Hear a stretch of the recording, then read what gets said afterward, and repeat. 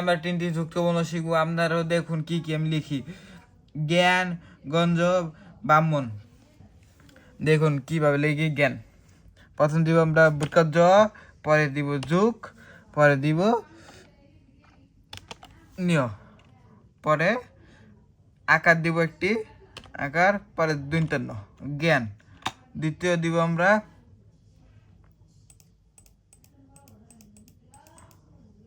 গাছ, আপনাদের সহজের জন্য আমি এখানে লিখে দিচ্ছি। প্রথম দিব আমরা বুটকার জ, পরে বুটকার জ নিয়, এইভাবে লিখবে না। দ্বিতীয়টা হলো গঞ্জ। প্রথম দিব আমরা গ, প্রথম গাছ আমরা গ দিলাম, প্রথম গাছ আমরা ঘ দিব, প্রথম ঘ, পরে দিব নিয় যুগ, নিয় যুগ বুটকার জ গঞ্জ। আপনাদের সহজে আবার লিখে দিচ্ছি। প্রথম দিব পরে নিয় যুগ যুগ বুটকার জ গঞ্জ।